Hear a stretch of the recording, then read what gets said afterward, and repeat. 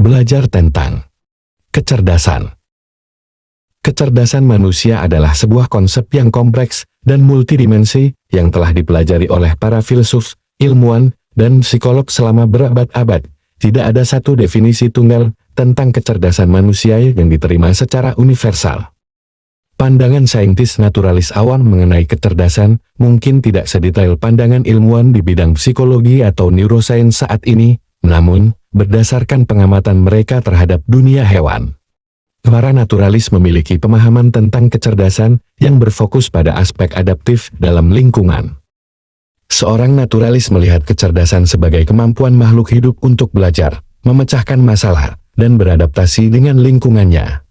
Contohnya, burung yang bisa menggunakan ranting untuk mengeluarkan serangga dari lubang pohon, atau simpanse yang menggunakan batu untuk memecahkan kacang. Para naturalis membedakan antara perilaku instingtif dan perilaku yang dipelajari. Perilaku instingtif adalah bawaan lahir, sementara perilaku yang dipelajari diperoleh melalui pengalaman. Kecerdasan, dalam pandangan mereka, lebih terkait dengan kemampuan belajar dan beradaptasi, daripada hanya mengandalkan insting. Secara keseluruhan, kecerdasan bagi saintis naturalis dilihat sebagai kemampuan yang membantu organisme bertahan hidup dan bereproduksi. Makhluk hidup yang lebih cerdas akan memiliki peluang lebih besar untuk menemukan makanan, menghindari predator, dan membesarkan keturunannya. Namun perlu diingat, pandangan ini berdasarkan pengamatan perilaku dan belum melibatkan studi mendalam mengenai fungsi otak atau struktur saraf. Penelitian di bidang psikologi dan neuroscience memberikan pemahaman yang lebih luas dan kompleks tentang kecerdasan. Berikut beberapa pengertian kecerdasan. Secara umum. 1. Kemampuan untuk memahami dan bernalar. 2. Kemampuan untuk belajar dan beradaptasi. 3. Kemampuan untuk memecahkan masalah. 4. Kemampuan untuk berpikir kreatif dan kritis. Secara psikologis. 1. Kumpulan kemampuan kognitif yang memungkinkan individu untuk berpikir, belajar, dan memahami. 2. Kemampuan untuk menggunakan pengetahuan dan keterampilan untuk menyelesaikan masalah dan mencapai tujuan. Sedangkan secara biologis kecerdasan adalah kapasitas otak untuk memproses informasi dan menghasilkan respons yang adaptif. Berikut adalah beberapa teori kecerdasan. Teori kecerdasan dua faktor Charles Spearman. Teori kecerdasan dua faktor Charles Spearman yang dikemukakan pada tahun 1927 adalah salah satu teori kecerdasan paling terkenal dan berpengaruh. Teori ini menyatakan bahwa kecerdasan manusia terdiri dari dua faktor utama, yaitu 1. Faktor umum atau G. Faktor umum atau G adalah faktor tunggal yang mendasari semua kemampuan kognitif. Faktor ini diukur dengan tes IQ tradisional. Orang dengan skor G tinggi cenderung lebih baik dalam berbagai tugas kognitif, seperti pemahaman verbal, penalaran logis, memori, kemampuan spasial. 2. Faktor spesifik atau S. Faktor spesifik atau S adalah faktor-faktor yang terkait dengan kemampuan atau keterampilan tertentu. Faktor ini diukur dengan tes yang dirancang khusus untuk mengukur kemampuan atau keterampilan tersebut, contohnya kemampuan berbahasa, kemampuan matematika, kemampuan musikal, kemampuan artistik. Spearman menggunakan analisis statistik yang disebut analisis faktor untuk menemukan bukti yang mendukung teorinya. Analisis faktor menunjukkan bahwa tes IQ tradisional memiliki korelasi positif yang tinggi. Artinya, orang yang mendapat skor tinggi pada satu tes IQ cenderung mendapat skor tinggi pada tes IQ lainnya. Spearman menafsirkan korelasi positif ini sebagai bukti adanya faktor umum atau G yang mendasari semua kemampuan kognitif. Teori Spearman memiliki beberapa implikasi penting. Pertama, teori ini menunjukkan bahwa kecerdasan bukanlah sesuatu yang tunggal dan statis. Kecerdasan terdiri dari berbagai faktor, dan faktor-faktor ini dapat berubah seiring waktu. Kedua, teori ini menunjukkan bahwa tes IQ tradisional adalah alat yang valid untuk mengukur kecerdasan umum. Namun, teori Spearman juga memiliki beberapa kritik. Salah satu kritiknya adalah bahwa teori ini terlalu sederhana. Teori ini tidak menjelaskan bagaimana faktor G dan faktor S bekerja sama untuk menghasilkan kecerdasan. Kritik lainnya adalah bahwa teori ini didasarkan pada analisis statistik yang kompleks dan hasilnya sulit untuk diinterpretasikan. Meskipun ada beberapa kritik, teori Spearman tetap menjadi salah satu teori kecerdasan yang paling penting dan berpengaruh. Teori ini telah membantu para ahli untuk memahami lebih lanjut tentang apa yang membuat seseorang cerdas. Teori kecerdasan majemuk atau multiple intelligence. Teori kecerdasan majemuk atau multiple intelligence dikemukakan oleh Howard Gardner pada tahun 1983. Teori ini menantang pandangan tradisional tentang kecerdasan sebagai kemampuan tunggal yang dapat diukur dengan tes IQ. Gardner berpendapat bahwa kecerdasan bukanlah satu kesatuan, melainkan terdiri dari beberapa jenis kecerdasan yang berbeda. Gardner mengemukakan 8 jenis kecerdasan majemuk, yaitu 1. Kecerdasan linguistik atau verbal linguistic intelligence. Kemampuan untuk menggunakan bahasa secara efektif, baik secara lisan maupun tertulis. 2. Kecerdasan logika matematika. Kemampuan untuk bernalar secara logis dan matematis. 3. Kecerdasan spasial atau visual spatial intelligence. Kemampuan untuk memahami dan memanipulasi ruang visual. 4. Kecerdasan kinestetik jasmani. Kemampuan untuk menggunakan tubuh secara terampil dan koordinatif. 5. Kecerdasan musikal. Kemampuan untuk memahami dan menghasilkan musik. 6. Kecerdasan interpersonal. Kemampuan untuk memahami dan berinteraksi dengan orang lain. 7. Kecerdasan intrapersonal. Kemampuan untuk memahami diri sendiri dan mengelola emosi. 8. Kecerdasan naturalistik. Kemampuan untuk memahami dan menghargai alam. Gardner menyebutkan, setiap jenis kecerdasan majemuk memiliki karakteristiknya sendiri, antara lain. Keterampilan. Setiap jenis kecerdasan melibatkan keterampilan dan kemampuan yang spesifik. Perkembangan. Setiap jenis kecerdasan dapat berkembang dan ditingkatkan melalui pendidikan dan pengalaman. Manifestasi. Setiap jenis kecerdasan dapat dimanifestasikan dalam berbagai cara. Teori kecerdasan triarkis. Teori kecerdasan triarkis dikemukakan oleh Robert Sternberg pada tahun 1985. Teori ini merupakan salah satu teori kecerdasan yang paling komprehensif dan berpengaruh. Teori ini menjelaskan bahwa kecerdasan bukan hanya satu kesatuan, melainkan terdiri dari 3 aspek yang berbeda, yaitu 1. Komponen komponensial atau komponensial intelligence. Komponen ini mengacu pada kemampuan untuk memecahkan masalah dan belajar informasi baru. Kemampuan ini termasuk pemahaman, kemampuan untuk memahami dan memproses informasi, memori, kemampuan untuk menyimpan dan mengingat informasi, pemikiran kritis, kemampuan untuk menganalisis dan mengevaluasi informasi, penalaran, kemampuan untuk menarik kesimpulan dan membuat keputusan. 2. Komponen kreatif atau creative intelligence. Komponen ini mengacu pada kemampuan untuk menghasilkan ide-ide baru dan orisinal. Kemampuan ini termasuk keaslian atau otentisitas, kemampuan untuk menghasilkan ide-ide yang baru dan berbeda, kelancaran, kemampuan untuk menghasilkan banyak ide dalam waktu singkat, fleksibilitas, kemampuan untuk menghasilkan ide-ide dari berbagai sudut pandang, elaborasi, kemampuan untuk mengembangkan dan menyempurnakan ide-ide. 3. Komponen praktis atau practical intelligence.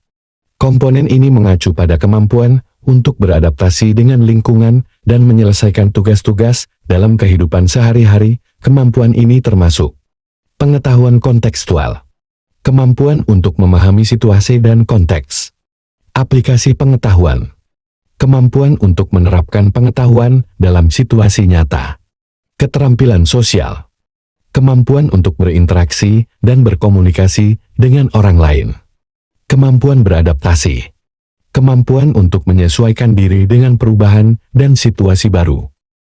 Ketiga komponen kecerdasan ini saling terkait dan bekerja sama untuk membantu individu mencapai kesuksesan. Komponen komponensial menyediakan dasar untuk belajar dan memecahkan masalah. Komponen kreatif membantu individu untuk menghasilkan ide-ide baru dan inovatif. Komponen praktis membantu individu untuk menerapkan pengetahuan dan keterampilan mereka dalam kehidupan nyata. Teori kecerdasan emosional. Teori kecerdasan emosional dikemukakan oleh Daniel Goleman pada tahun 1995. Teori ini menjelaskan bahwa kemampuan untuk memahami dan mengelola emosi diri sendiri dan orang lain merupakan faktor penting dalam mencapai kesuksesan dalam hidup. Goleman mendefinisikan kecerdasan emosional sebagai kemampuan untuk 1. Memahami emosi. Kemampuan untuk mengenali dan memahami emosi diri sendiri dan orang lain. 2. Mengelola emosi. Kemampuan untuk mengendalikan dan mengekspresikan emosi diri sendiri dengan cara yang tepat. 3. Memotivasi diri. Kemampuan untuk mengarahkan dan memfokuskan energi untuk mencapai tujuan. 4. Berempati. Kemampuan untuk memahami dan merasakan apa yang dirasakan orang lain. 5. Membina hubungan. Kemampuan untuk membangun dan memelihara hubungan yang sehat dengan orang lain. Teori kecerdasan emosional 2.0. Teori kecerdasan emosional 2.0 atau IQ 2.0 merupakan pengembangan dari teori kecerdasan emosional tradisional yang diperkenalkan oleh Travis Bradberry dan Jan Grevas. Teori ini berfokus pada 4 domain utama, yaitu 1. Kesadaran diri atau self-awareness. Kemampuan memahami emosi dan kekuatan diri. Memahami bagaimana orang lain melihat diri Anda. Memiliki kesadaran diri yang akurat. 2. Pengaturan diri atau self-regulation. Kemampuan mengelola emosi dan impuls dengan efektif. Mengatasi stres dan tekanan dengan baik. Tetap tenang di bawah tekanan. 3. Motivasi diri atau self-motivation. Kemampuan mengarahkan diri untuk mencapai tujuan. Memiliki optimisme dan ketekunan. Mampu mengambil inisiatif dan bertindak. 4. Empati. Kemampuan memahami dan berbagi perasaan orang lain. Melihat sesuatu dari sudut pandang orang lain. Membangun hubungan yang kuat dan positif. Kemampuan baru dalam IQ 2.0. Keterampilan sosial. Kemampuan untuk berkomunikasi, membangun hubungan, dan bekerja sama secara efektif. Kecerdasan sosial. Kemampuan untuk memahami dan menavigasi dinamika sosial. Kesadaran organisasi. Kemampuan untuk memahami budaya dan politik organisasi. Kepemimpinan inspiratif. Kemampuan untuk memotivasi dan menginspirasi orang lain. IQ 2.0 berbeda dari model tradisional kecerdasan emosional dalam beberapa hal, yaitu fokus pada keterampilan. IQ 2.0 berfokus pada pengembangan keterampilan yang dapat dipelajari dan dipraktikkan, bukan hanya pada identifikasi emosi. Pendekatan praktis. IQ 2.0 menawarkan model yang mudah dipahami dan diterapkan dalam kehidupan sehari-hari. Pengembangan diri. IQ 2.0 berfokus pada pengembangan diri dan peningkatan kinerja, bukan hanya pada terapi atau pemulihan. Fokus pada otak. IQ 2.0 lebih fokus pada bagaimana otak memproses emosi dan bagaimana hal itu mempengaruhi perilaku. Pengukuran. IQ 2.0 menyediakan alat ukur yang lebih objektif untuk mengukur kecerdasan emosional. Pengembangan. IQ 2.0 menawarkan strategi dan latihan yang lebih spesifik untuk meningkatkan kecerdasan emosional. Teori kecerdasan kreatif atau creative intelligence. Ken Robinson, seorang pakar pendidikan dan seni, mengemukakan teori kecerdasan kreatif yang berfokus pada peran penting kreativitas dalam kehidupan manusia. Teori ini menantang pandangan tradisional tentang kecerdasan yang hanya berfokus pada kemampuan akademis. Beberapa poin penting dalam teori kecerdasan kreatif antara lain. Kreativitas adalah kemampuan universal. Setiap orang memiliki potensi kreatif, tidak hanya terbatas pada seniman atau ilmuwan. Kreativitas bukan bakat bawaan. Kreativitas dapat dipelajari dan dikembangkan melalui latihan dan pendidikan yang tepat. Kreativitas memiliki banyak bentuk. Kreativitas dapat diekspresikan melalui berbagai cara, seperti seni, musik, sains, teknologi, dan banyak lagi. Kreativitas penting untuk kemajuan. Kreativitas adalah kunci untuk memecahkan masalah, menemukan ide-ide baru, dan mendorong inovasi. Ken Robinson mengidentifikasi 3 elemen kunci untuk mengembangkan kreativitas, yaitu keterampilan divergen, kemampuan untuk menghasilkan banyak ide yang berbeda-beda, keterampilan konvergen, kemampuan untuk memilih dan mengembangkan ide terbaik, keterampilan evaluasi, kemampuan untuk menilai dan menyempurnakan ide-ide. Teori kecerdasan kreatif oleh Ken Robinson menekankan pentingnya kreativitas dalam kehidupan manusia. Kreativitas bukan hanya bakat bawaan, tetapi juga kemampuan yang dapat dipelajari dan dikembangkan. Pendidikan yang mendukung dan menyediakan kesempatan untuk bereksperimen dapat membantu anak-anak untuk mengembangkan kreativitas mereka. Beberapa cara untuk mengembangkan kreativitas. Memberikan kesempatan untuk bereksperimen. Biarkan anak-anak mencoba hal-hal baru dan belajar dari kesalahan mereka. Memberikan pujian atas usaha, bukan hanya hasil. Ini akan membantu anak-anak untuk fokus pada proses kreatif, bukan hanya hasil akhir. Menciptakan lingkungan yang aman dan mendukung. Anak-anak harus merasa nyaman untuk mengambil risiko dan mengekspresikan diri mereka tanpa takut dihakimi. Memberikan akses ke berbagai sumber daya. Berikan anak-anak kesempatan untuk belajar tentang berbagai bidang seni, sains, dan teknologi. Teori kecerdasan spiritual atau spiritual intelligence.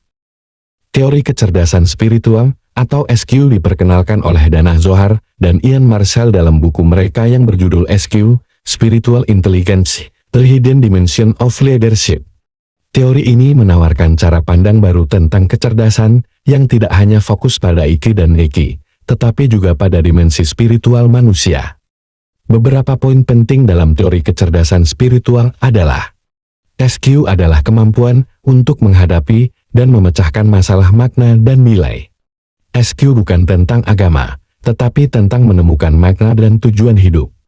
SQ membantu kita untuk hidup dengan lebih meaningful, compassionate, dan connected.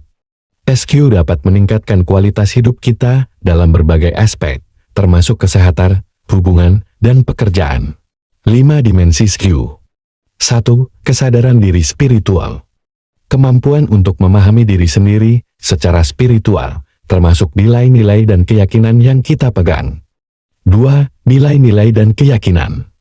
Kemampuan untuk memiliki nilai-nilai dan keyakinan yang kuat dan positif. 3. Makna dan tujuan hidup. Kemampuan untuk menemukan makna dan tujuan hidup. 4. Kesadaran transpersonal. Kemampuan untuk merasakan koneksi dengan sesuatu yang lebih besar dari diri sendiri. 5. Komitmen dan bertindak. Kemampuan untuk hidup sesuai dengan nilai-nilai dan keyakinan kita, dan untuk mengambil tindakan yang positif di dunia. Teori kecerdasan eksekutif atau executive intelligence. Kecerdasan eksekutif atau EI adalah sekumpulan kemampuan kognitif yang membantu kita untuk mengontrol dan mengatur perilaku kita.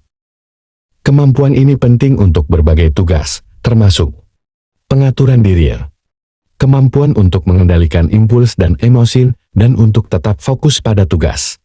Perencanaan, kemampuan untuk membuat rencana dan menyelesaikan tugas secara terorganisir.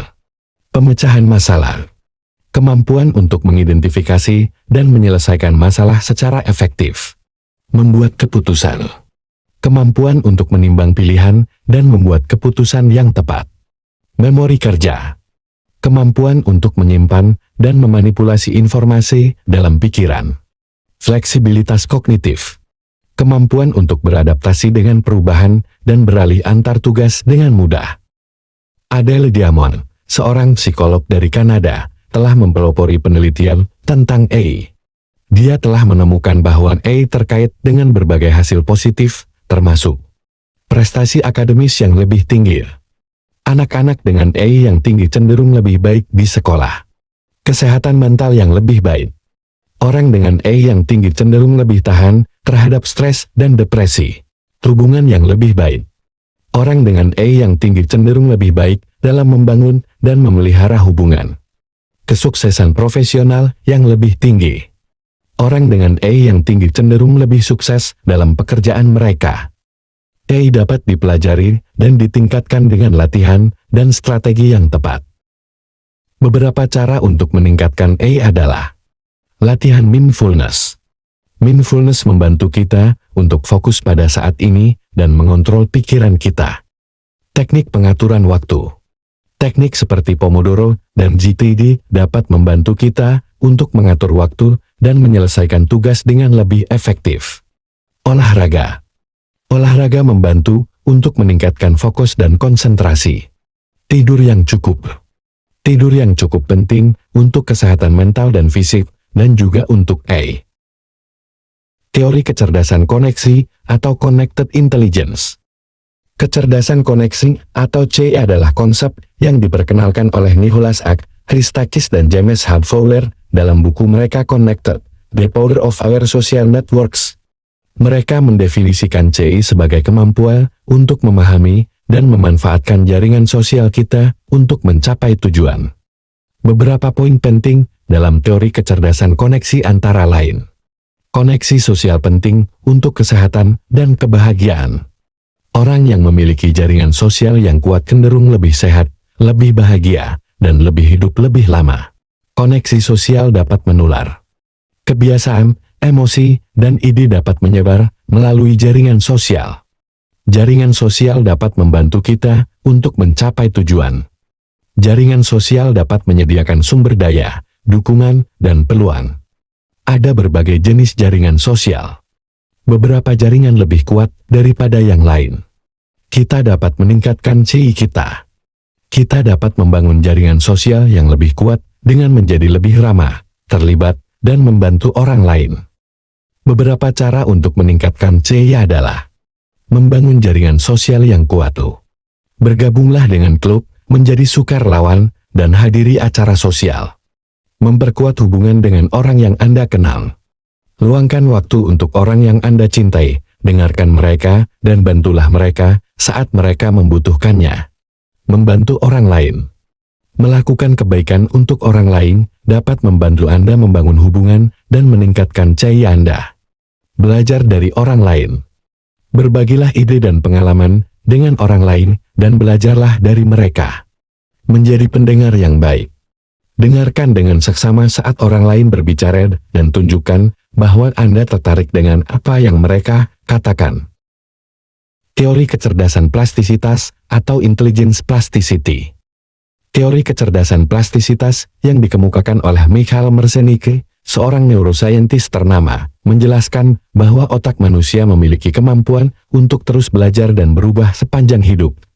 Kemampuan ini disebut plastisitas otak. Plastisitas otak memungkinkan otak untuk membentuk koneksi baru. Ketika kita belajar hal baru, otak kita membentuk koneksi baru antar neuron. Semakin sering kita menggunakan koneksi ini, semakin kuat dan permanen jadinya. Mengubah koneksi yang sudah ada. Koneksi antar neuron dapat berubah kekuatannya.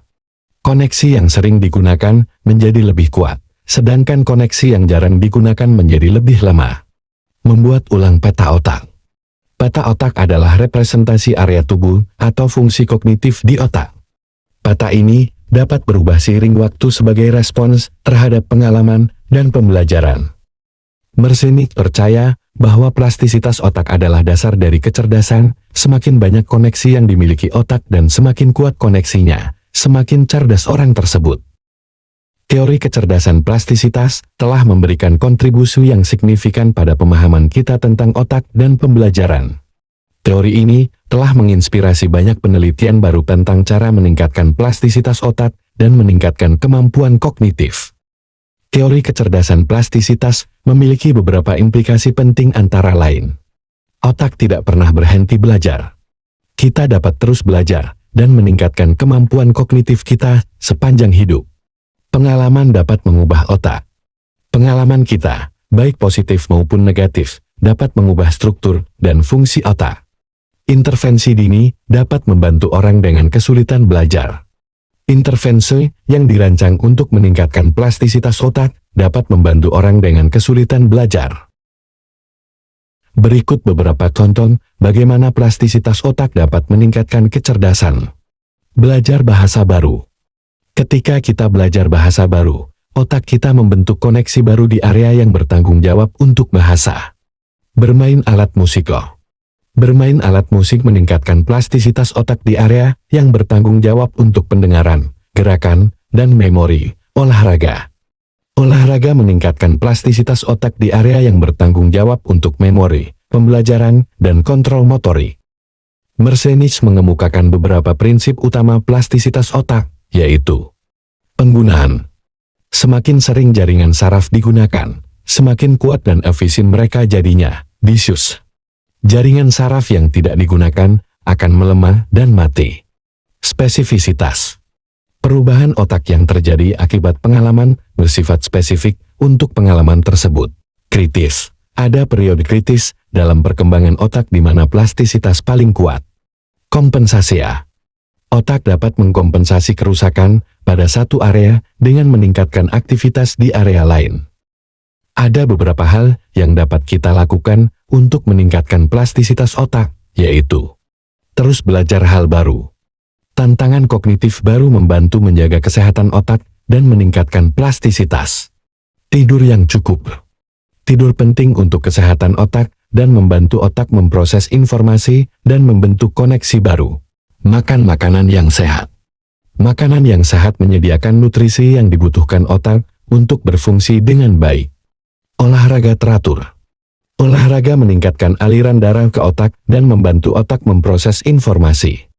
Teori kecerdasan plastisitas memberikan harapan bagi semua orang yang ingin meningkatkan kemampuan kognitif mereka. Dengan memahami bagaimana plastisitas otak bekerja, kita dapat mengambil langkah-langkah untuk meningkatkan plastisitas dan meningkatkan kecerdasan. Teori kecerdasan budaya atau cultural intelligence. Teori kecerdasan budaya cultural intelligence oleh Early dan Ang tahun 2003 menjelaskan bahwa kemampuan individu untuk memahami, berpikir, dan berperilaku secara efektif dalam situasi yang bercirikan perbedaan antar budaya. Kecerdasan budaya atau CQ memungkinkan individu untuk berinteraksi secara efektif di dalam budaya yang berbeda. 4 dimensi utama CQ adalah metakognitif CQ, kesadaran individu tentang budaya mereka sendiri dan budaya lain, serta kemampuan mereka untuk memantau dan mengontrol perilaku mereka dalam situasi lintas budaya. Kognitif CQ, pengetahuan individu tentang budaya lain, termasuk nilai-nilai, norma, dan kebiasaan. Kecerdasan budaya penting karena dunia semakin global dan interaksi antar budaya semakin sering terjadi. Kemampuan untuk memahami dan beradaptasi dengan budaya lain dapat membantu individu untuk mencapai kesuksesan dalam berbagai bidang seperti bisnis, pendidikan, dan diplomasi. Kecerdasan budaya dapat membantu individu untuk membangun hubungan yang lebih baik dengan orang-orang dari budaya yang berbeda. Teori kecerdasan beradaptasi atau adaptive intelligence. Teori kecerdasan beradaptasi yang dikemukakan oleh Robert J. Sternberg tahun 1996 menjelaskan tentang kemampuan individu untuk menyelesaikan masalah baru dan beradaptasi dengan situasi baru. Kecerdasan beradaptasi menekankan pada kemampuan untuk beradaptasi dengan situasi baru dan menyelesaikan masalah, sedangkan IQ menekankan pada kemampuan untuk belajar dan memahami informasi. 3 komponen utama kecerdasan beradaptasi. 1. Komponen-komponen pengetahuan atau komponensial soft skill. Kemampuan individu untuk memahami dan menerapkan pengetahuan dalam situasi baru. 2. Komponen pengalaman atau experiential soft skill. Kemampuan individu untuk belajar dari pengalaman dan menggunakan pengetahuan tersebut untuk menyelesaikan masalah baru. 3. Komponen kontekstual atau contextual soft skill. Kemampuan individu untuk beradaptasi dengan situasi baru dan mengubah perilakunya sesuai dengan situasi tersebut. Kecerdasan beradaptasi adalah konsep yang kompleks dan multidimensi. Ada banyak faktor yang dapat mempengaruhi kecerdasan beradaptasi, seperti pengalaman hidup, pendidikan, dan motivasi. Kecerdasan beradaptasi dapat dipelajari dan dikembangkan melalui berbagai cara, seperti pelatihan, pengalaman, dan refleksi diri. Kemampuan untuk beradaptasi dengan situasi baru dan menyelesaikan masalah secara efektif membutuhkan 3 komponen utama kecerdasan beradaptasi, yaitu 1. Kompetensi analitik. Kemampuan untuk menganalisis informasi dan memecahkan masalah. 2. Kompetensi kreatif. Kemampuan untuk menghasilkan ide-ide baru dan menemukan solusi inovatif. 3. Kompetensi praktis. Kemampuan untuk menerapkan pengetahuan dan keterampilan dalam situasi dunia nyata. Teori kecerdasan kolektif atau collective intelligence. Teori kecerdasan kolektif yang dikemukakan oleh Pierre Levy tahun 1997 menjelaskan bahwa kecerdasan tidak hanya dimiliki oleh individu, tetapi juga oleh kelompok. Kecerdasan kolektif muncul dari interaksi dan kolaborasi antara individu-individu dalam kelompok. Beberapa prinsip utama kecerdasan kolektif. Kecerdasan bukan hanya milik individu, tetapi juga milik kelompok. Kecerdasan kolektif muncul dari interaksi dan kolaborasi antara individu-individu dalam kelompok. Teknologi informasi dan komunikasi dapat membantu meningkatkan kecerdasan kolektif. Kecerdasan kolektif memiliki beberapa manfaat, antara lain meningkatkan kemampuan untuk memecahkan masalah yang kompleks, meningkatkan kreativitas dan inovasi, meningkatkan pengambilan keputusan, meningkatkan rasa kebersamaan dan solidaritas. Berikut beberapa contoh bagaimana kecerdasan kolektif dapat diaplikasikan. Wikipedia adalah ensiklopedia online yang dibuat dan didit oleh jutaan orang di seluruh dunia. Linux adalah sistem operasi open source yang dikembangkan oleh komunitas global programmer.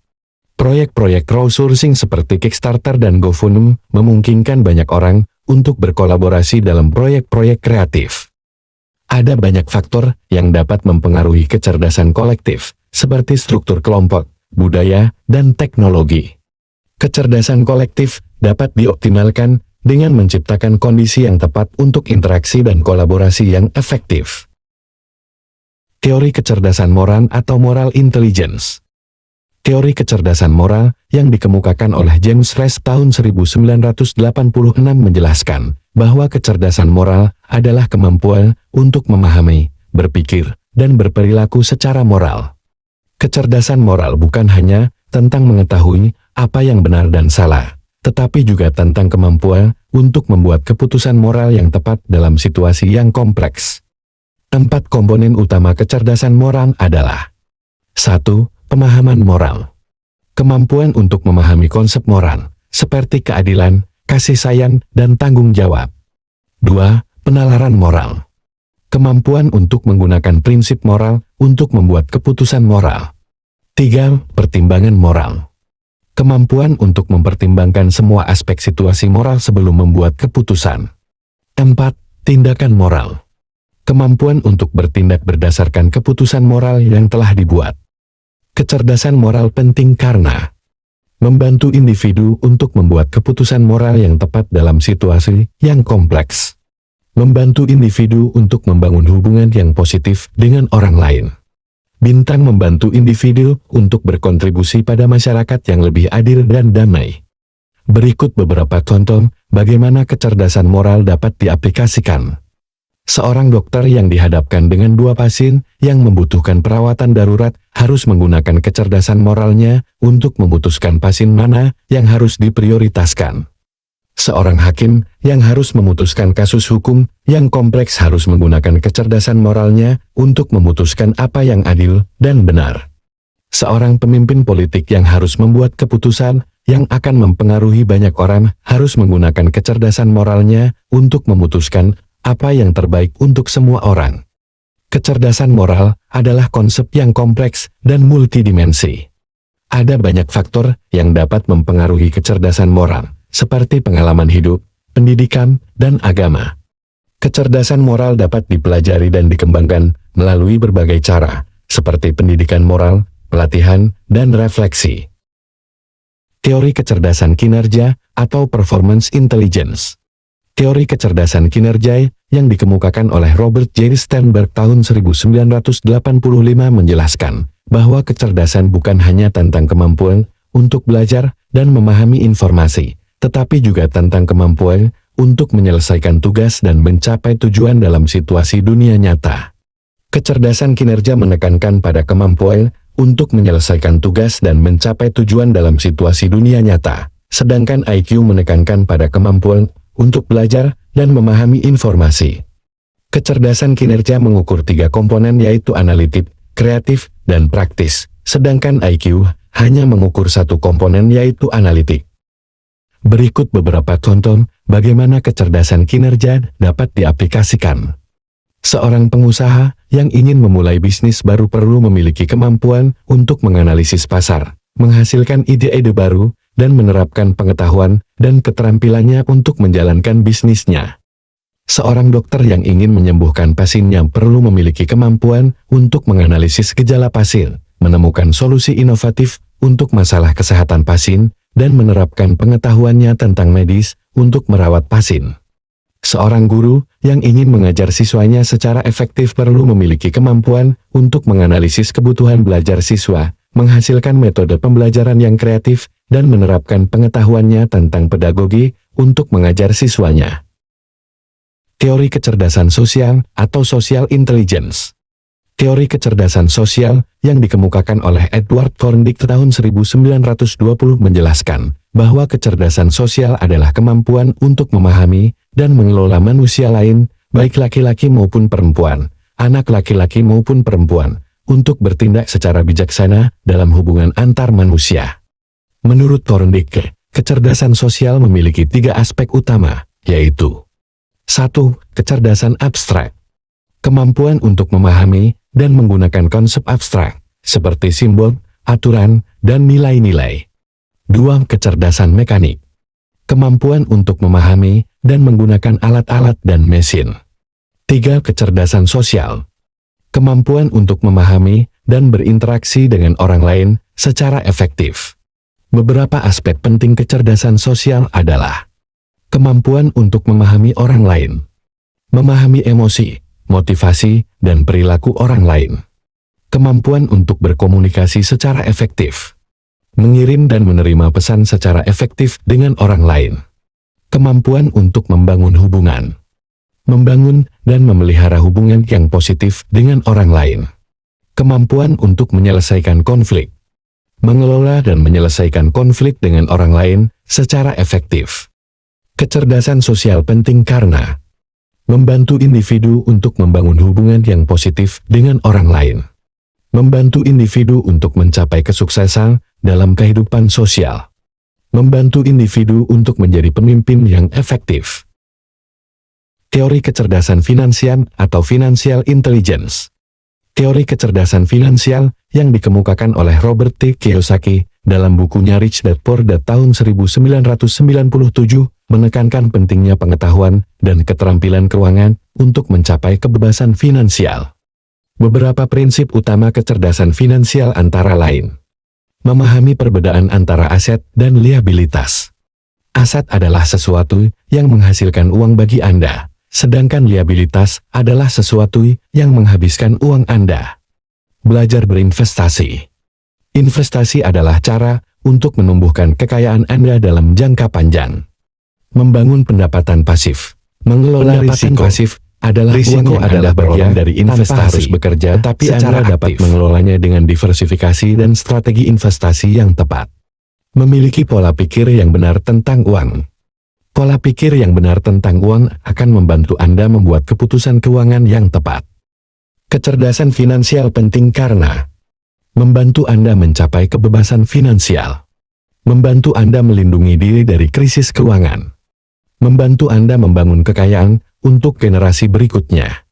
Teori kecerdasan finansial telah menjadi salah satu teori populer dalam bidang pendidikan keuangan. Teori kecerdasan alam atau natural intelligence.